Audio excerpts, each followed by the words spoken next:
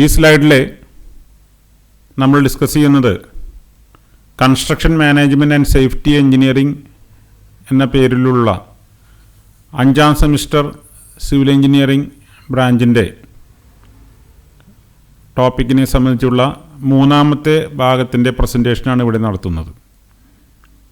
1ഉം 2ഉം ഭാഗങ്ങളുടെ പ്രസൻറ്റേഷൻ മുൻപ് നടത്തിയിരുന്നു.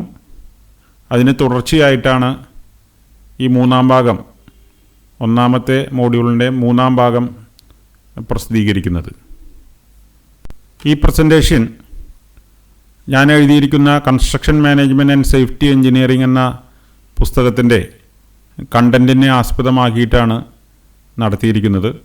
ഈ പുസ്തകം എഴുതിയിരിക്കുന്നത് സിവിൽ എഞ്ചിനീയറിംഗ് ഡിപ്ലോമ വിദ്യാർത്ഥികളുടെ കേരള സ്റ്റേറ്റ് സിലബസിൻ്റെ ആസ്പദമാക്കിയാണ് ഈ ബുക്ക് എഴുതിയിരിക്കുന്നത്.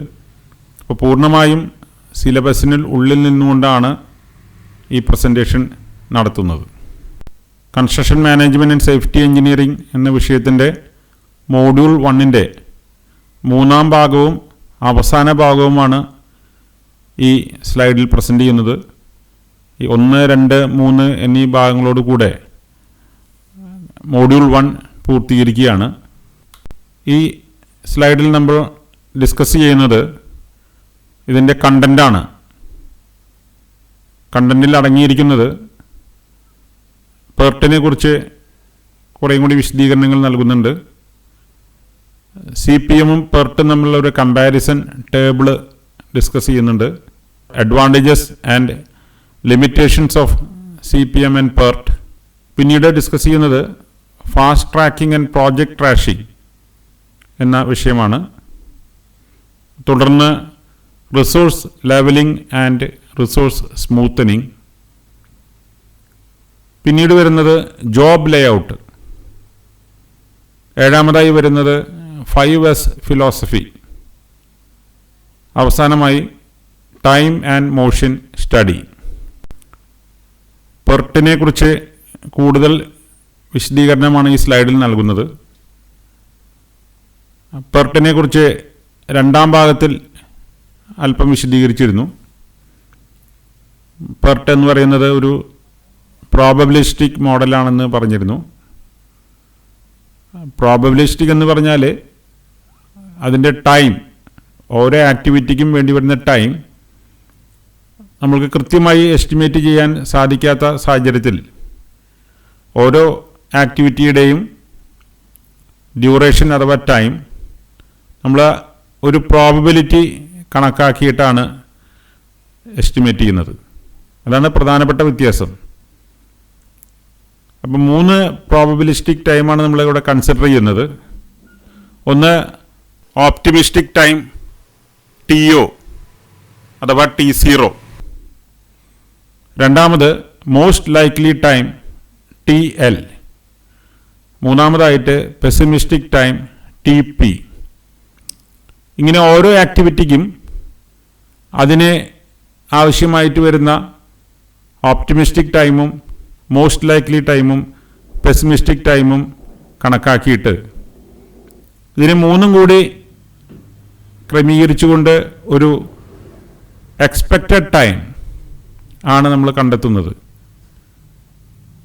3 ടൈമും കൂടി വെച്ച് നമുക്ക് നെറ്റ്വർക്കിനെ അനലൈസ് ചെയ്യാൻ പറ്റില്ല. അപ്പോൾ അതുകൊണ്ട് ഈ 3 പ്രോബബിലിറ്റിയും കണക്കാക്കിക്കൊണ്ട് ആ ആക്ടിവിറ്റിക്ക് ആവശ്യമായി വരാൻ സാധ്യതയുള്ള എക്സ്പെക്റ്റഡ് ടൈമാണ് നമ്മൾ കാൽക്കുലേറ്റ് ചെയ്യുന്നത്. അതിൻ്റെ ഇക്വേഷൻ തുടർന്ന് ഡിസ്കസ് ചെയ്യുന്നുണ്ട്. CPM ആയിട്ട് ഉള്ള മറ്റൊരു പ്രധാനപ്പെട്ട വ്യത്യാസം ആക്ടിവിറ്റിയെ ഡയറക്റ്റായിട്ട് കോസ്റ്റുമായിട്ട് ലിങ്ക് ചെയ്യുന്നില്ല. CPMൽ നമ്മൾ കോസ്റ്റിനാണ് ഒരു എംഫസിസ് നൽകുന്നത്. പെർട്ടിനെ സംബന്ധിച്ച് കോസ്റ്റ് ബേസ്ഡ് ആയിട്ടൊരു അനാലിസിസ് നമുക്ക് ചെയ്യാൻ ബുദ്ധിമുട്ടാണ്. കാരണം ഇത് പ്രീവിയസ് എക്സ്പീരിയൻസ് ഇല്ലാത്ത റിസർച്ച് ടൈപ്പ് പ്രോജക്റ്റുകൾക്ക് വേണ്ടിയിട്ടാണ് നടത്തുന്നത്. അവിടെ ആക്ടിവിറ്റികളുടെ കോസ്റ്റിനേക്കാളും പ്രധാനം ഓരോ ഈവൻറ്റുകളും എന്ന് സംഭവിക്കുന്നു എന്നുള്ളതാണ്. ഒരു റിസർച്ച് പ്രോജക്റ്റ് ആകുമ്പോൾ ഓരോ ഈവൻറ്റും കടന്നു പോകുന്നതാണ് ഏറ്റവും പ്രധാനം. അതുകൊണ്ടാണ് ഇതൊരു ഈവൻ്റ് ബേസ്ഡ് നെറ്റ്വർക്കാണെന്ന് പറയുന്നത്. റിസർച്ച് പ്രോജക്റ്റിലെ ഓരോ സ്റ്റേജും എന്ന് അച്ചീവ് ചെയ്യുന്നു എന്നുള്ളതാണ് most important thing. Probabilistic model എന്ന് പറയാൻ കാരണം ഇതിൻ്റെ എക്സ്പെക്റ്റഡ് ടൈം നമ്മളതിൻ്റെ പ്രോബബിലിറ്റി കണക്കാക്കിക്കൊണ്ടാണ് വർക്കൗട്ട് ചെയ്യുന്നത്. അതുകൊണ്ടാണ് അതിനെ പ്രോബബിലിസ്റ്റിക് ടൈം എന്ന് വിളിക്കുന്നത്. ഈ 3 ടൈമുകളും സംഭവിക്കാനുള്ള പ്രോബബിലിറ്റി കണക്കാക്കിക്കൊണ്ടാണ് എക്സ്പെക്റ്റഡ് ടൈം കണക്കാക്കുന്നത്. അപ്പോൾ ഈ 3 ടൈമിനെ കുറിച്ച് ഒന്ന് വിശദീകരിക്കാം. ഓപ്റ്റിമിസ്റ്റിക് ടൈം എന്ന് സൂചിപ്പിക്കുന്നത് ഒരു ആക്ടിവിറ്റി നടക്കുന്നതിന് ആവശ്യമായിട്ടുള്ള ഘടകങ്ങളെല്ലാം മോസ്റ്റ് ഫേവറബിളായിട്ട് വരിക, ഏറ്റവും അനുകൂലമായിട്ട് വരുമ്പോൾ ആ ആക്ടിവിറ്റിക്ക് എത്ര സമയം വേണമോ അതിനെയാണ് ഓപ്റ്റിമിസ്റ്റിക് ടൈം എന്ന് വിളിക്കുന്നത്. മോസ്റ്റ് ലൈക്ലി ടൈം എന്ന് പറഞ്ഞാൽ സാധാരണയായി ആ ആക്ടിവിറ്റി പൂർത്തീകരിക്കാനായിട്ട് സാധ്യതയുള്ള സമയമാണ്.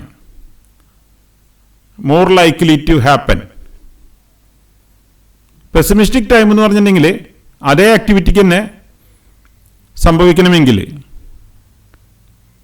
പ്രധാനമായിട്ടും അതിൽ നമ്മുടെ ഘടകങ്ങളെല്ലാം നമുക്ക് അൺഫേവറബിൾ ആയിരിക്കുമ്പോൾ, ആ ആക്ടിവിറ്റി നടത്തുന്നതിന് വേണ്ട ഘടകങ്ങളെല്ലാം അൺഫേവറബിൾ ആയിരുന്നാലും ഒരു ആക്ടിവിറ്റിക്ക് എത്ര സമയം വേണമെന്നുള്ളതാണ് TP അഥവാ പെസിമിസ്റ്റിക് ടൈം എന്നുകൊണ്ട് സൂചിപ്പിക്കുന്നത്.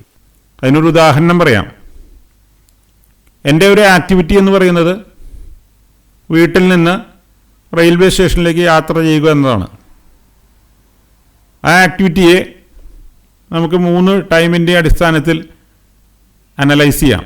ഓപ്റ്റിമിസ്റ്റിക് ടൈം എന്ന് പറഞ്ഞാൽ ഞാൻ വീട്ടിൽ നിന്ന് ഇറങ്ങുന്നു, ഇറങ്ങുമ്പോൾ തന്നെ വീട്ടിന് മുന്നിൽ നിന്ന് തന്നെ ഒരു ഓട്ടോറിക്ഷ ലഭിക്കുന്നു, ഞാൻ 20 മിനിറ്റ് കൊണ്ട് റെയിൽവേ സ്റ്റേഷനിലെത്തുന്നു.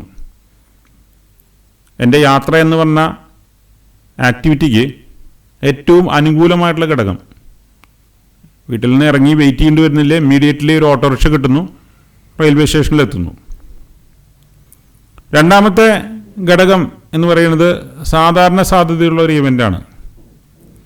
ഞാൻ വീട്ടിൽ നിന്ന് ഇറങ്ങി തൊട്ടടുത്ത് ജംഗ്ഷൻ വരെ നടന്നു പോകുന്നു, അവിടെ ചെല്ലുമ്പോൾ ഓട്ടോറിക്ഷ ലഭിക്കുന്നു, അങ്ങനെ ഓട്ടോറിക്ഷ എടുത്തുകൊണ്ട് ഞാൻ റെയിൽവേ സ്റ്റേഷനിലെത്തുന്നു.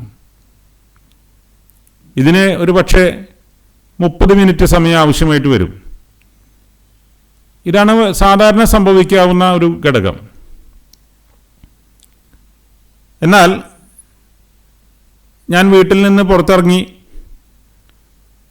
ജംഗ്ഷനിലെത്തി, അവിടെ എത്തിയപ്പോൾ ഓട്ടോറിക്ഷകളൊന്നുമില്ല, ബസ് വരാനായിട്ട് ഇനിയും സമയമെടുക്കും,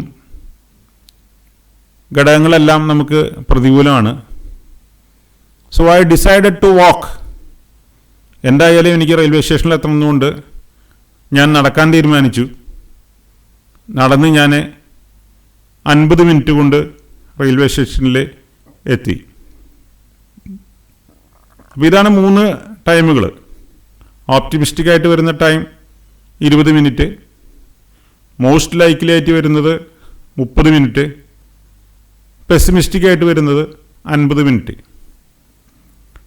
അപ്പോൾ എൻ്റെ ആക്ടിവിറ്റി വീട്ടിൽ നിന്ന് റെയിൽവേ സ്റ്റേഷനിലേക്ക് എത്തുക എന്ന് പറയുന്ന ആക്ടിവിറ്റിക്ക് ഇങ്ങനെ 3 സമയങ്ങൾ തീരുമാനിച്ചുകൊണ്ട് നമുക്ക് മുന്നോട്ട് പോകാൻ സാധിക്കില്ല.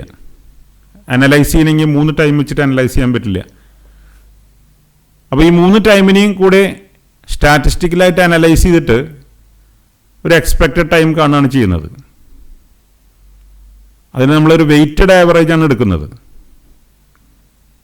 വെയ്റ്റഡ് ആവറേജ് എന്ന് പറഞ്ഞാൽ പെട്ടെന്ന് നിങ്ങൾക്ക് മനസ്സിലാവാനായിട്ട് നമ്മൾ സർവേ റിപ്പീറ്റേഷൻ മെത്തേഡിലെ ആംഗിൾ മെഷർ ചെയ്യുമ്പോൾ 3 പ്രാവശ്യം റിപ്പീറ്റ് ചെയ്തിട്ടാണ് അതിൻ്റെ ആവറേജ് കാണുന്നതെങ്കിൽ 3 പ്രാവശ്യം ചെയ്യുമ്പോൾ നമ്മൾ 3 കൊണ്ടാണ് ഡിവൈഡ് ചെയ്യണത്. റിപ്പീറ്റ് 3 പ്രാവശ്യം കൂടെ ചേർന്നിട്ടുള്ള ആംഗിളിനെ 3 കൊണ്ടാണ് ഡിവൈഡ് ചെയ്യുന്നത്.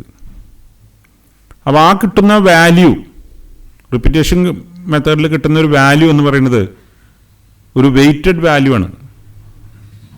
അപ്പോൾ ഒരു പ്രാവശ്യം ഡയറക്റ്റായിട്ട് റീഡ് ചെയ്യുന്ന വാല്യൂവിനെ അപേക്ഷിച്ച് റിപ്പീറ്റേഷൻ മെത്തേഡിലെടുത്ത് ആവറേജ് കണ്ടിട്ടുള്ള വാല്യൂവിൻ്റെ വെയിറ്റ് എന്ന് പറയുന്നത് 3 ആണെന്ന് വേണമെങ്കിൽ പറയാം.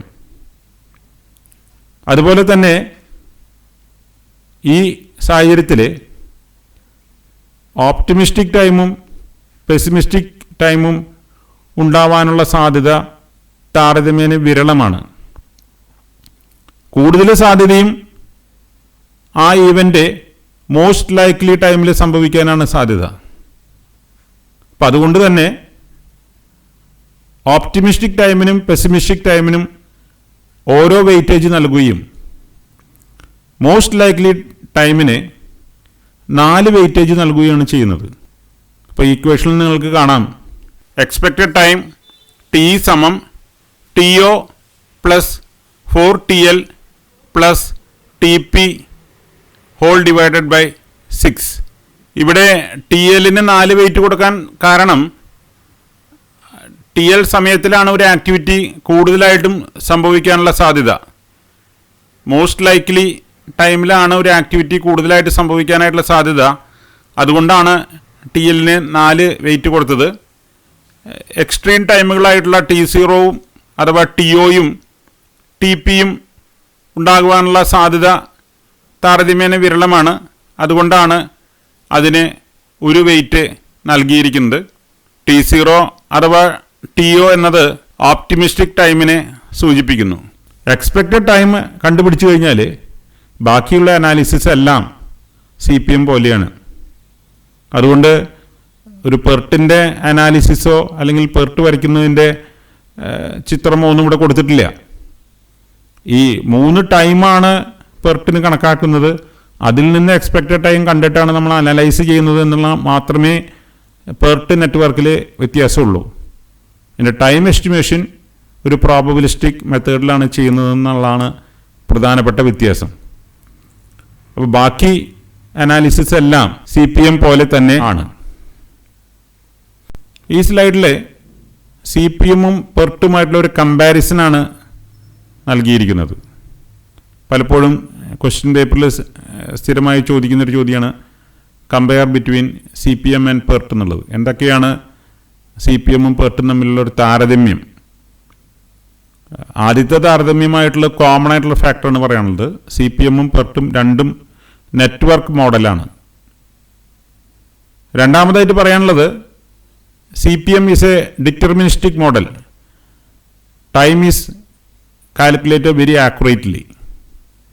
വേറെ പെർട്ട് എന്ന് പറയുന്നത് ഒരു പ്രോബബിലിസ്റ്റിക് മോഡലാണ്.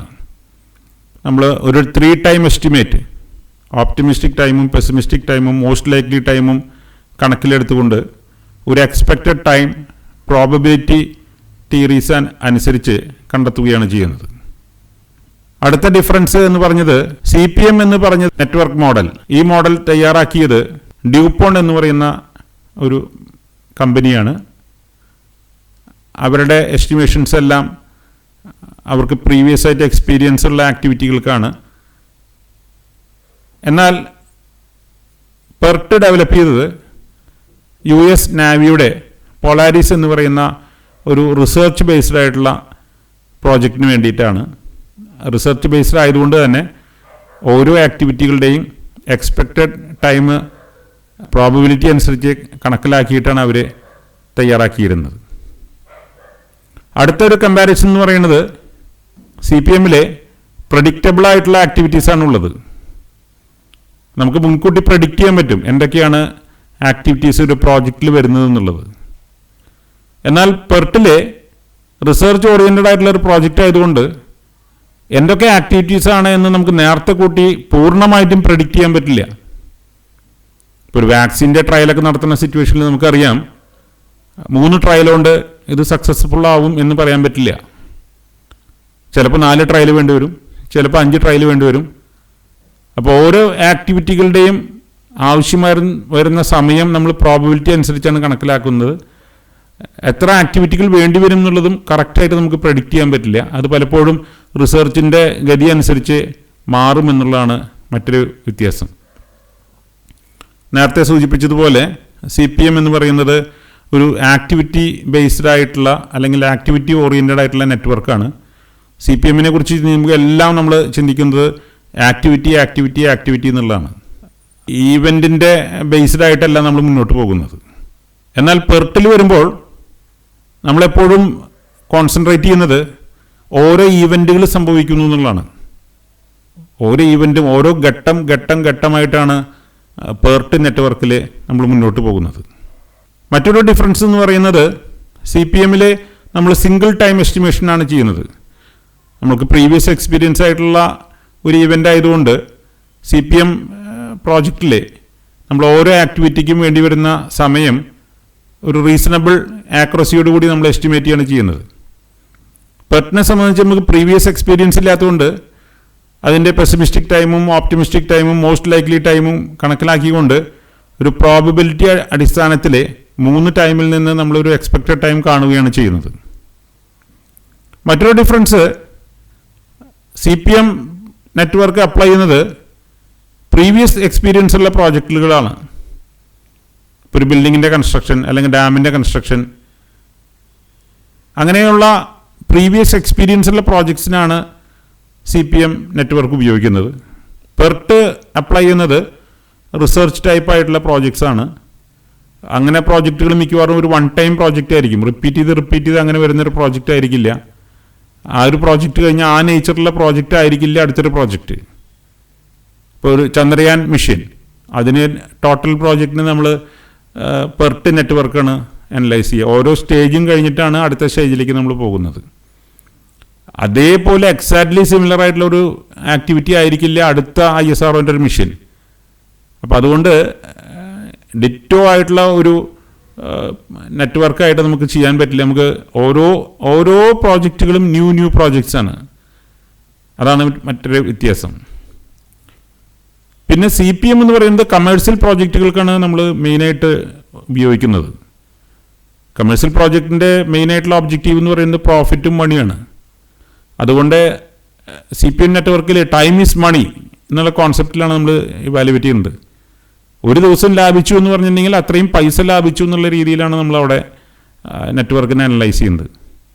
വേറെ പെർട്ടിൽ ഹാപ്പനിങ് ഓഫ് ദ ഈവൻസിനാണ് എംഫസിസ് കൊടുത്തിരിക്കുന്നത്.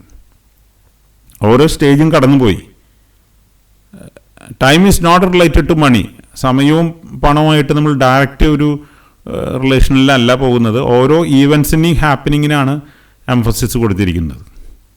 പിന്നീടുള്ളൊരു ഡിഫറൻസ് CPM ക്രാഷിംഗ് അല്ലെങ്കിൽ ടൈം കോസ്റ്റ് ട്രേഡ് ഓഫ് എന്നുള്ള കോൺസെപ്റ്റ് അപ്ലിക്കബിൾ ആണ്.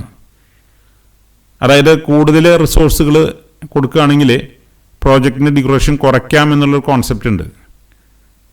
കൂടുതൽ റിസോഴ്സുകൾ ഒരു പ്രോജക്റ്റിലേക്ക് നമ്മൾ നൽകുകയാണെങ്കിൽ പ്രോജക്റ്റ് ഡ്യൂറേഷൻ കുറയ്ക്കാൻ സാധിക്കും എന്നുള്ളതാണ്. പക്ഷേ പെർട്ടിൽ അങ്ങനെ ഒരു കോൺസെപ്റ്റ് എടുക്കുന്നില്ല. നമ്മൾ 10 ശാസ്ത്രജ്ഞന്മാരെ വെച്ച് നടത്തുന്ന ഒരു റിസർച്ച് 100 പേരെ വെച്ച് നടത്തിയാൽ അതിൻ്റെ ഡ്യൂറേഷൻ 10-1 കുറയ്ക്കാൻ പറ്റില്ല. അപ്പോൾ പ്രോജക്റ്റ് ക്രാഷിംഗ് എന്ന് പറയുന്നത് കൂടുതൽ റിസോഴ്സ് കൊടുത്തുകൊണ്ട് മാത്രം റിസർച്ച് പ്രോജക്റ്റുകളിൽ ഔട്ട്പുട്ട് കിട്ടണമെന്നില്ല. അതാണ് മറ്റൊരു difference. Money and time are not interlinked. പണം കൊടുത്തുകൊണ്ട് അല്ലെങ്കിൽ കൂടുതൽ റിസോഴ്സുകൾ കൂടുതൽ ആൾക്കാരെ എംപ്ലോയ് ചെയ്തുകൊണ്ട് ഒരു ജോലി പെട്ടെന്ന് ചെയ്തു തീർക്കാം എന്ന് പറഞ്ഞൊരു കോൺസെപ്റ്റ് പെർട്ടിൽ നമുക്ക് അപ്ലിക്കബിൾ അല്ല. പിന്നീട് വരുന്നൊരു differentiates critical and non critical activity എന്നുള്ളതാണ്. ക്രിട്ടിക്കൽ പാത്തിൻ്റെ പേര് തന്നെ നമുക്കറിയാം. ക്രിട്ടിക്കൽ ആക്ടിവിറ്റീസ് കണ്ടെത്തിക്കൊണ്ട് ക്രിട്ടിക്കൽ പാത്ത് ഏതാണെന്ന് കാണുകയാണ് ചെയ്യുന്നത്. പെർട്ടിൽ കൂടുതൽ റിസോഴ്സും മണിയും സ്പെൻഡ് ചെയ്തുകൊണ്ട് പ്രോജക്റ്റിൻ്റെ ഡ്യൂറേഷൻ കുറയ്ക്കാനായിട്ട് ലിമിറ്റേഷൻസ് ഉണ്ട്. അവിടെ ക്രിട്ടിക്കലും നോൺ ക്രിട്ടിക്കലും എന്നല്ല നമ്മളവിടെ ഡിഫറൻഷ്യേറ്റ് ചെയ്യുന്നത്. ഓരോ ഈവൻസിൻ്റെ ഹാപ്പനിങ് വെച്ചിട്ടാണ് നമ്മളവിടെ പ്രോജക്റ്റിൻ്റെ ഹാപ്പനിങ് കണക്കാക്കുന്നത്. അടുത്തൊരു ഡിഫറൻസ് എന്ന് പറയുന്നത് CPM excess time is associated with an activity in certain cases which is known as float. ചില ആക്ടിവിറ്റികളോട് കൂടെ അധിക സമയങ്ങൾ ലഭ്യമാണ്. അങ്ങനെയുള്ള എക്സ്ട്രാ ഫ്രീ ടൈമിനെയാണ് ഫ്ലോട്ട് എന്ന് വിളിക്കുന്നത്. ഇതേ സാഹചര്യം തന്നെ പെർട്ടിലും നിലവിലുണ്ട്. പക്ഷേ അവിടെ ആ സ്പെയർ ടൈമിനെ നമ്മൾ റെഫർ ചെയ്യുന്നത് സ്ലാക്ക് ടൈം എന്നാണ്. ഫ്രീ ടൈമിനെ നമ്മൾ വിളിക്കുന്നത് സ്ലാക്ക് ടൈം എന്നുള്ളതാണ്. അവസാനമായിട്ടുള്ളൊരു ഡിഫറൻസ് എന്ന് പറയുന്നത് CPM എന്ന് പറയുന്നത് ബേസിക്കലി ഒരു പ്രോജക്റ്റ് പ്ലാനിങ് ടൂളാണ് ഫോർ കോസ്റ്റ് ആൻഡ് ടൈം. കോസ്റ്റും ടൈമും ഓപ്റ്റിമൈസ് ചെയ്യാൻ വേണ്ടി ഉപയോഗിക്കുന്ന ഒരു പ്രോജക്റ്റ് പ്ലാനിങ് ടൂളാണ് CPM എന്നത്. എന്നാൽ PERT എന്നത് അടിസ്ഥാനപരമായി പ്രോജക്റ്റ് ടൈം കൺട്രോൾ ചെയ്യാൻ മാത്രമുള്ളൊരു ടൂളാണ്. ഓരോ ഈവൻസും ഹാപ്പൻ ചെയ്യുന്നത് അടിസ്ഥാനത്തിലാണ് പ്രോഗ്രസ് ചെയ്യുന്നത്. അപ്പോൾ പ്രോജക്റ്റ് ടൈം മാത്രം കൺട്രോൾ ചെയ്യാനായിട്ടുള്ളൊരു ടൂളാണ് PERT എന്ന് പറയുന്നത്. അവിടെ കോസ്റ്റ് ഓപ്റ്റിമൈസ് ചെയ്യാനായിട്ടുള്ളൊരു ശ്രമം PERT നടത്തുന്നില്ല. ഈ സ്ലൈഡിൽ നമ്മൾ ഡിസ്കസ് ചെയ്യുന്നത് അഡ്വാൻറ്റേജസ് ഓഫ് എ നെറ്റ്വർക്ക് മോഡലാണ്. ഒരു നെറ്റ്വർക്ക് മോഡലിനെ ബാർ ചാർട്ടിനെ അപേക്ഷിച്ച് എന്തൊക്കെയാണ് ഗുണങ്ങളുള്ളതെന്ന് ആണ് ഈ സ്ലൈഡിൽ ഡിസ്കസ് ചെയ്യുന്നത്. ഒന്നാമതായി, dependencies of activities can be clearly explained. ഓരോ ആക്ടിവിറ്റികളും തമ്മിലുള്ള പരസ്പര ബന്ധം എന്താണെന്ന് ഒരു നെറ്റ്വർക്കിൽ വളരെ വ്യക്തമായിട്ട് നമുക്ക് മനസ്സിലാക്കാൻ സാധിക്കും. ഒന്ന് മറ്റൊന്നിനോട് എങ്ങനെ ബന്ധപ്പെട്ടിരിക്കുന്നു എന്നുള്ളത് വളരെ ക്ലിയറാണ്. രണ്ടാമത്, ഓരോ ആക്ടിവിറ്റിയോടും കൂടെ ചേർന്നിട്ടുള്ള ഫ്ലോട്ട് അഥവാ സ്ലാക്ക് ടൈം, എക്സ്ട്രാ ടൈം എഫക്റ്റീവായിട്ട് യൂസ് ചെയ്തുകൊണ്ട് റിസോഴ്സ് പ്ലാനിങ്ങും റീഷെഡ്യൂളിങ്ങും പോസിബിളാണ്. ഫ്ലോട്ടുള്ള ആക്ടിവിറ്റികൾ വേണമെങ്കിൽ ആ ഫ്ലോട്ടിന് ആസ്പദമായി നമുക്ക് വേണമെങ്കിൽ വൈകിപ്പിക്കാം. റിസോഴ്സിന് സ്കേഴ്സിറ്റി വരുമ്പോൾ പ്രയോറിറ്റി കൊടുക്കേണ്ടത് ക്രിട്ടിക്കൽ ആക്ടിവിറ്റീസിനാണ്. നോൺ ക്രിട്ടിക്കലായിട്ടുള്ള ആക്ടിവിറ്റീസിൻ്റെ ഫ്ലോട്ട് അനുസരിച്ച് നമുക്ക് റിസോഴ്സുകൾ വേണമെങ്കിൽ അവിടെ ക്രമീകരിക്കാൻ സാധിക്കും. അങ്ങനെ പ്രോജക്റ്റിനെ റീഷെഡ്യൂൾ ചെയ്യാനായിട്ട് സാധിക്കും. റിസോഴ്സിന് ക്ഷാമം വരുന്നത് എപ്പോഴും സ്വാഭാവികമാണ്. പൈസയ്ക്ക് ക്ഷാമം ഉണ്ടാവും, മെറ്റീരിയൽസിന് ക്ഷാമം ഉണ്ടാവും. അങ്ങനെയുള്ള സാഹചര്യം വരുമ്പോൾ കൂടുതൽ പ്രയോറിറ്റി ആവശ്യപ്പെടുന്ന ആക്ടിവിറ്റികൾക്ക് അത്തരം റിസോഴ്സുകൾ നൽകിക്കൊണ്ട് അല്പം വൈകിയാലും ഫ്ലോട്ടുള്ള ആക്ടിവിറ്റികൾക്ക് പിന്നീട് അത്തരം റിസോഴ്സുകൾ നൽകിയാൽ മതിയാവും. അതാണ് മറ്റൊരു അഡ്വാൻറ്റേജ്. ഫ്ലോട്ട് ഉപയോഗിച്ച് നമുക്ക് വളരെ എഫക്റ്റീവായിട്ട് പ്രോജക്റ്റിനെ കൺട്രോൾ ചെയ്യാം എന്നുള്ളതാണ്. അടുത്തൊരു അഡ്വാൻറ്റേജ് എന്ന് പറയുന്നത് it is easy to control the project. പലപ്പോഴും പ്രോജക്റ്റ് പല രീതിയിൽ നീണ്ടുപോകുമ്പോൾ, ടൈമിൻ്റെ റിക്വയർമെൻറ്റുകൾ നീണ്ടുപോകുമ്പോൾ പിന്നീടുള്ള ഓരോ ഘട്ടത്തിലും ആ ടൈമിനെ അഡ്ജസ്റ്റ് ചെയ്തുകൊണ്ട് നമുക്ക് ഈ പ്രോജക്റ്റിനെ വിത്തിൻ കൺട്രോളിലാക്കാൻ സാധിക്കും. അതാണ് മറ്റൊരു അഡ്വാൻറ്റേജ്. പിന്നീടുള്ളൊരു അഡ്വാൻറ്റേജ് എന്ന് പറയുന്നത് പ്രോജക്റ്റ് നടന്നുകൊണ്ടിരിക്കുമ്പോൾ സപ്ലിമെൻ്ററി ടാസ്കുകൾ പുതിയതായിട്ട് ഉത്ഭവിച്ചുകൊണ്ടിരിക്കും. പുതിയതായിട്ട് പല ആക്ടിവിറ്റീസും ഇതിനകത്ത് ആഡ് ചെയ്യേണ്ടി വരും. അങ്ങനെ റീഷെഡ്യൂൾ ചെയ്യേണ്ടതായിട്ട് വരും. അത് വളരെ ഈസിയാണ്. പുതിയ ടാസ്കുകളെ ചേർക്കുന്നതിന്, അതനുസരിച്ച് റീഷെഡ്യൂൾ ചെയ്യുന്നതിന് വളരെ ഈസിയാണ്. അതാണ് നെറ്റ്വർക്കിൻ്റെ മറ്റൊരു അഡ്വാൻറ്റേജ്. പിന്നെ ആക്ടിവിറ്റീസിൻ്റെ എണ്ണം വളരെ വർദ്ധിക്കുമ്പോൾ ബാർ ചാർട്ട് വളരെ ബുദ്ധിമുട്ടാണെന്ന് കഴിഞ്ഞ പ്രസൻറ്റേഷനിൽ പറഞ്ഞിരുന്നു. അപ്പോൾ അത്തരം സാഹചര്യങ്ങളിൽ PERT അല്ലെങ്കിൽ CPM ആണ് കൂടുതൽ യൂസ്ഫുള്ളായിട്ടുള്ളത്. പ്രത്യേകിച്ച് മൾട്ടി ഡിസിപ്ലിനറി ആയിട്ടുള്ള ആക്ടിവിറ്റീസ് ഉണ്ടെങ്കിൽ എല്ലാവർക്കും, എല്ലാ പ്രോജക്റ്റ് മാനേജേഴ്സിനും അത്ര പരിചിതമല്ലാത്ത പല ആക്ടിവിറ്റികളുണ്ടായിരിക്കും. ഇപ്പോൾ സിവിൽ ആക്ടിവിറ്റീസ് ഉണ്ടായിരിക്കും, ഇലക്ട്രിക്കൽ ആക്ടിവിറ്റീസ് ഉണ്ടാവും, മെക്കാനിക്കൽ ആക്ടിവിറ്റീസ് ഉണ്ടാവും, അതുപോലെ പല തരത്തിലുള്ള ആക്ടിവിറ്റീസ് ഉണ്ടാവും. അപ്പം അത്തരം സാഹചര്യത്തിൽ, പല മേഖലയിലുള്ള എക്സ്പെർട്ടീസ് വേണ്ട സാഹചര്യത്തിൽ നെറ്റ്വർക്ക് മോഡലാണ് ഏറ്റവും അനുയോജ്യമായിട്ടുള്ളത്. പിന്നീടുള്ള അഡ്വാൻറ്റേജ് എന്ന് പറയുന്നത് ഈ ഫിസിക്കൽ മോഡലിനെ സോഫ്റ്റ്വെയറായിട്ട് ഡയറക്റ്റായിട്ട് കൺവേർട്ട് ചെയ്യാനായിട്ട് നെറ്റ്വർക്ക് മോഡൽസ് വളരെ യൂസ്ഫുള്ളാണ്. നമ്മൾ ഫിസിക്കലായിട്ട് ചെയ്യുന്ന ഈ കോൺസെപ്റ്റിനെ ഏതെങ്കിലും സോഫ്റ്റ്വെയർ ഉപയോഗിച്ച് ചെയ്യണമെങ്കിൽ, അനലൈസ് ചെയ്യണമെങ്കിൽ വളരെ ഈസിയാണ്. കഴിഞ്ഞ പാർട്ട് 2 ഞാൻ പറഞ്ഞിരുന്നു, ഈ നെറ്റ്വർക്ക് എന്ന് പറയുന്നത് ബേസിക്കലി മാത്തമാറ്റിക്സിലെ ഗ്രാഫ് തിയറിയെ ആസ്പദമാക്കിയിട്ടാണ്. അപ്പോൾ അത് വെൽ എസ്റ്റാബ്ലിഷ്ഡ് ഒരു ബ്രാഞ്ച് ഓഫ് മാത്തമാറ്റിക്കൽ സയൻസ് ആണ് ഗ്രാഫ് തിയറി. അതിൻ്റെ ആപ്ലിക്കേഷനാണ് നെറ്റ്വർക്ക് മോഡൽ. അപ്പോൾ അതുകൊണ്ട് അതിനെ മാത്തമാറ്റിക്കലായിട്ടോ അല്ലെങ്കിൽ ഡിജിറ്റലായിട്ടോ നമുക്ക് അസ്യൂം ചെയ്യുന്നതിന് വളരെ ഈസിയാണ്. അടുത്തൊരു അഡ്വാൻറ്റേജ് എന്ന് പറയുന്നത് ഇതിൻ്റെ അപ്ലിക്കേഷൻസ് വളരെ വൈഡാണ്. പല കാര്യങ്ങൾക്ക് നമുക്ക് ഉപയോഗിക്കാം. ലോജിസ്റ്റിക്സ് മാനേജ്മെൻറ്റിന് ഇപ്പോൾ ഈ ട്രാൻസ്പോർട്ടിങ് കമ്പനികളെല്ലാം, അത് പാസഞ്ചർ ട്രാൻസ്പോർട്ടായാലും ശരി, അതുപോലെ ഗുഡ്സിൻ്റെ ട്രാൻസ്പോർട്ടായാലും ശരി, ലോജിസ്റ്റിക് കമ്പനികളെല്ലാം ഈ നെറ്റ്വർക്ക് മോഡൽ ഉപയോഗിച്ചിട്ടാണ് അവരുടെ വെഹിക്കിൾസിനെ കൺട്രോൾ ചെയ്യുന്നത്. അതുപോലെ ഒരു കൺസ്ട്രക്ഷൻ പ്രോജക്റ്റിൽ ഇത് നമുക്ക് ഉപയോഗിക്കാം, ഒരു വാട്ടർ സപ്ലൈ പ്രോജക്റ്റിൽ ഇത് ഉപയോഗിക്കാം, പവർ സപ്ലൈ പ്രോജക്റ്റിൽ ഉപയോഗിക്കാം, റോഡ് ട്രാൻസ്പോർട്ടിൽ റോഡ്സിൻ്റെ നെറ്റ്വർക്ക് നമുക്ക് ഇത് ഉപയോഗിച്ച് കൺട്രോൾ ചെയ്യാനായിട്ട് സാധിക്കും. അങ്ങനെ നമുക്ക് ഊഹിക്കാൻ പറ്റാത്ത രീതിയിൽ ഇതിൻ്റെ അപ്ലിക്കേഷൻസ് വളരെയധികം അനന്ത സാധ്യതകളുള്ളതാണ്. അതാണ് നെറ്റ്വർക്ക് മോഡലിൻ്റെ ഒരു അഡ്വാൻറ്റേജ്. അപ്പോൾ ഇത് കൺസ്ട്രക്ഷൻ പ്രോജക്റ്റുകൾക്ക് മാത്രമാണ് ഉപയോഗിക്കുന്നത് എന്നുള്ളത് ഒരു ധാരണ നമുക്ക് ഉണ്ടാവരുത്. CPM നെറ്റ്വർക്ക് ഡെവലപ്പ് ചെയ്തപ്പോൾ അത് ഏറ്റവും ആദ്യം ഇംപ്ലിമെൻ്റ് ചെയ്ത ഒരു പ്രോജക്റ്റ് എന്ന് പറയുന്നത് നമ്മുടെ വേൾഡ് ട്രേഡ് സെൻറ്റർ മഹാട്ടനിലുള്ള, US മഹാട്ടനിലുള്ള വേൾഡ് ട്രേഡ് സെൻറ്ററിൻ്റെ കൺസ്ട്രക്ഷനാണ് ഇത് ആദ്യമായിട്ട് ഈ CPM നെറ്റ്വർക്ക് ഉപയോഗിച്ചത്. അതുപോലെ മുൻപ് ഞാൻ സൂചിപ്പിച്ചിരുന്നു, PERT നെറ്റ്വർക്ക് ആദ്യമായിട്ട് ഇംപ്ലിമെൻ്റ് ചെയ്തത് US നാവിയുടെ പൊളാരിസ് എന്ന് പറയുന്ന പ്രോജക്റ്റിലേക്ക് വേണ്ടിയിട്ടാണ് PERT ആദ്യമായിട്ട് ഇംപ്ലിമെൻ്റ് ചെയ്തത്. അപ്പോൾ ഇത് അനുയോജ്യമായ പദ്ധതികളിലെല്ലാം CPMO PERTO നമുക്ക് ഉപയോഗിക്കാനായിട്ട് സാധിക്കും. ഇതാണ് ഒരു നെറ്റ്വർക്ക് മോഡലിൻ്റെ പ്രധാനമായിട്ടുള്ള അഡ്വാൻറ്റേജസ്. ഈ സ്ലൈഡിൽ നമ്മൾ ഡിസ്കസ് ചെയ്യുന്നത് ഒരു നെറ്റ്വർക്ക് മോഡലിൻ്റെ ലിമിറ്റേഷൻസാണ്. ഡിസഡ്വാൻറ്റേജ് എന്ന് പറഞ്ഞുകൂടാ, അതിൻ്റെ ലിമിറ്റേഷൻസാണ്.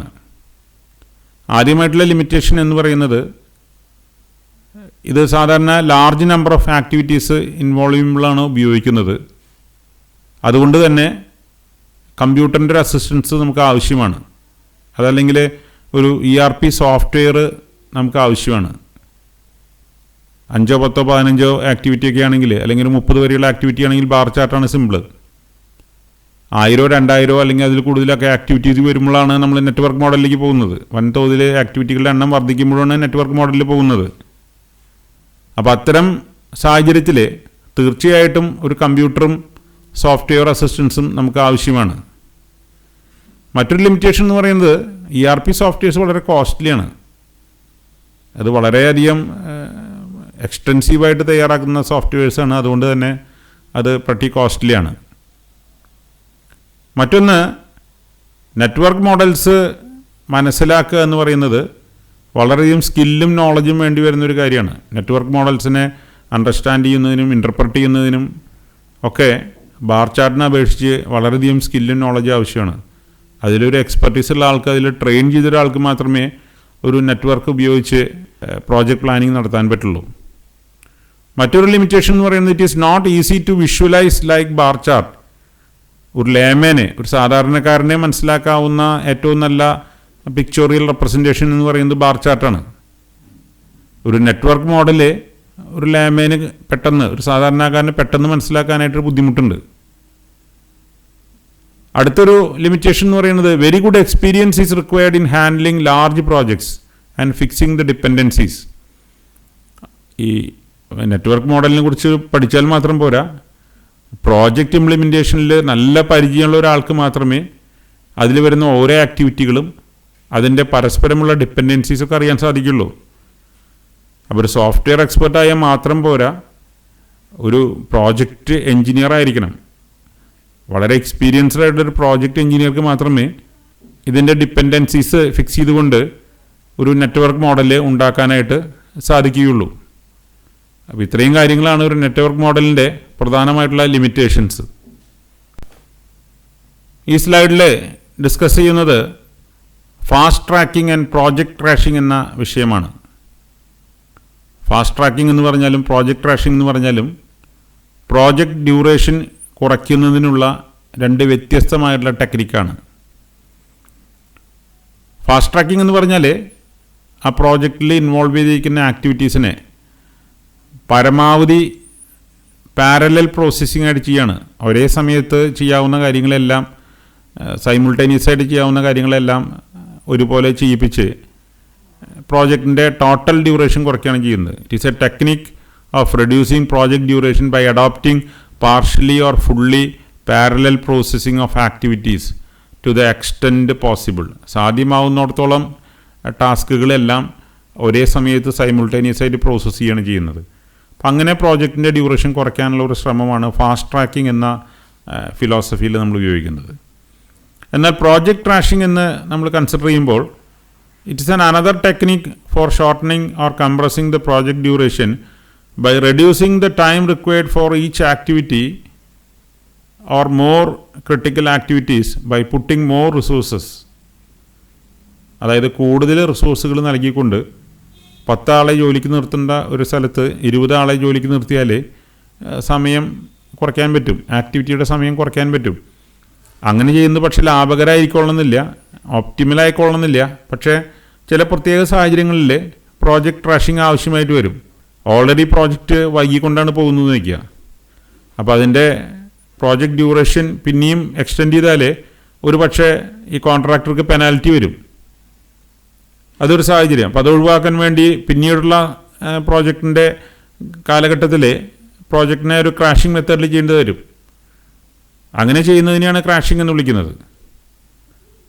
അപ്പോൾ അത് നമുക്ക് പ്രോജക്റ്റിൻ്റെ നോർമൽ വേല ചെയ്യുന്നതിനേക്കാളും കോസ്റ്റ് കൂടുതലാവുമെങ്കിലും പല സാഹചര്യങ്ങളും നമുക്ക് പ്രോജക്റ്റ് വളരെ ഫാസ്റ്റായിട്ട് തീർക്കേണ്ടി വരും. പല പ്രസ്റ്റീജിയസ് ആയിട്ടുള്ള പ്രോജക്റ്റുകളും ടൈം ബൗണ്ടായിട്ട് തീർക്കേണ്ടതായിട്ട് വരും.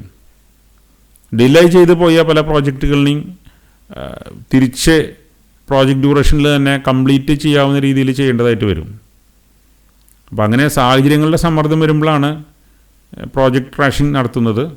അപ്പോൾ ഫാസ്റ്റ് ട്രാക്കിംഗ് എന്ന് പറയുന്നതും പ്രോജക്റ്റ് ട്രാഷിംഗ് എന്ന് പറയുന്നതും രണ്ടും ഇംപ്ലിമെൻ്റ് ചെയ്യുന്നതിൻ്റെ അൾട്ടിമേറ്റ് ഒബ്ജക്റ്റീവ് എന്ന് പറയുന്നത് പ്രോജക്റ്റ് ഡ്യൂറേഷൻ കുറയ്ക്കുക എന്നുള്ളതാണ്.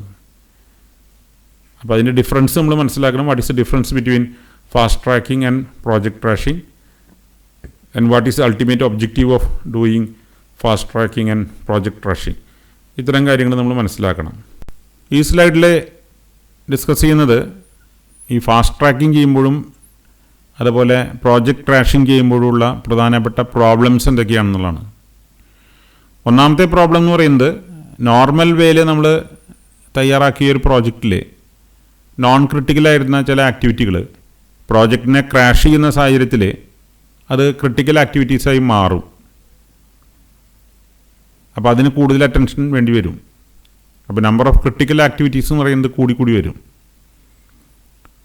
രണ്ടാമത്തെ ഒരു ലിമിറ്റേഷൻ എന്ന് പറയുന്നത് റിസോഴ്സ് യൂട്ടിലൈസേഷൻ ഓപ്റ്റിമൽ ആവില്ല. റിസോഴ്സുകൾ നമ്മൾ കൂടുതൽ റിസോഴ്സുകൾ കൊടുക്കുമ്പോൾ സ്വാഭാവികമായിട്ടും റിസോഴ്സിൻ്റെ കോസ്റ്റ് കൂടും. അതിൻ്റെ യൂസേജ് നമുക്ക് ഓപ്റ്റിമൈസ് ചെയ്യാൻ പലപ്പോഴും സാധിക്കില്ല. രണ്ടാമത് അതിൻ്റെ ഉള്ളൊരു പരിമിതിയായിട്ട് പറയാനുള്ളത്. മൂന്നാമത്തെ ഒരു ലിമിറ്റേഷൻ എന്ന് പറയുന്നത് റെഡ്യൂസ്ഡ് പ്രൊഡക്ടിവിറ്റി. പ്രൊഡക്ടിവിറ്റി എങ്ങനെയാണ് കുറയുന്നതെന്ന് പറയാം. 8 മണിക്കൂർ പണി കഴിഞ്ഞിട്ട് പണി തീർക്കാൻ വേണ്ടിയിട്ട് അതേ ജോലിക്കാരെ തന്നെ 4 മണിക്കൂറും കൂടി ഓവർ ടൈം വർക്ക് ചെയ്യിപ്പിക്കുകയാണെങ്കിൽ ഓവർ ടൈമിന് കൊടുക്കേണ്ടി വരുന്ന വേജസ് എന്ന് പറയുന്നത് കൂടുതലായിരിക്കും. മാത്രവുമല്ല 8 മണിക്കൂർ പണി ചെയ്ത് ക്ഷീണിച്ചിരിക്കുന്ന ഒരു തൊഴിലാളി 4 മണിക്കൂറും കൂടി ഓവർ ടൈം ചെയ്യുമ്പോൾ 8 മണിക്കൂർ ചെയ്ത ജോലിയുടെ പകുതിയും കൂടിയും കംപ്ലീറ്റ് ചെയ്യാൻ പറ്റില്ല. അപ്പോൾ ഓട്ടോമാറ്റിക്കായിട്ട് പ്രൊഡക്ടിവിറ്റി കുറവായിരിക്കും. അതാണ് ഒരു പ്രശ്നം. അടുത്തൊരു പ്രോബ്ലം എന്ന് പറയുന്നത് chances for poor quality.